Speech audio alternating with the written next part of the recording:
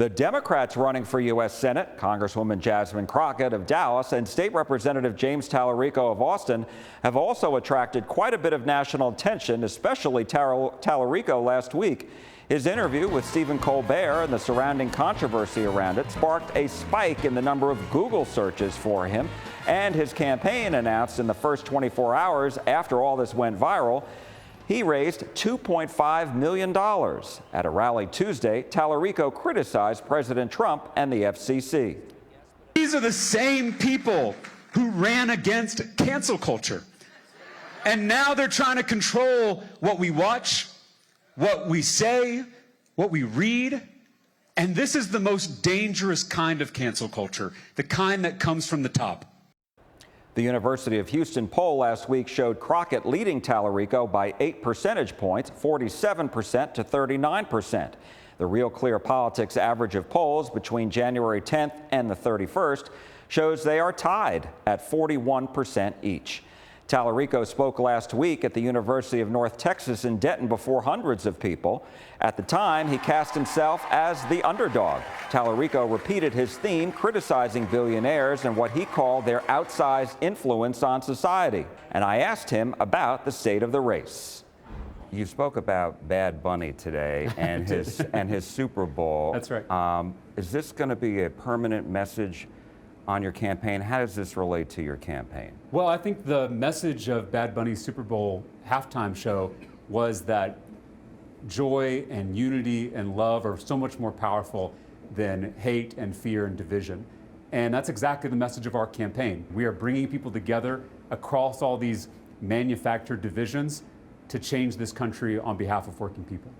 That said, there still are obviously tensions and frictions within the Democratic Party and the campaign. And I'm wondering, do you acknowledge that? And especially since the super PAC that I know your campaign is not involved in, but the super PAC still nonetheless came out with a negative ad against Congresswoman Crockett. So that seemed to rub some people the wrong way. Well, and I know that tensions are high in this primary, as is the case with many primaries. And I know that there's been negativity across this state when it comes to this election. My hope is that we can stay focused on what unites us, and that's ending one-party rule after 30 years in this state. And so we have to remember we're on the same team. I am running a positive campaign. I've said that from the beginning. That's going to be true all the way to Election Day, and I hope my supporters follow my lead. As for Congresswoman Crockett, she made a number of campaign stops across the state, including North Texas. In Fort Worth last week, she addressed hundreds of supporters. She told Democrats that if they work collectively up and down the ballot, she believes they will flip Republican districts. Crockett also made a prediction about Tarrant County, the state's largest and the nation's largest red county. I think that this is going to be Tarrant County's actual year that they flip. I spoke with Crockett after the event about the state of her campaign.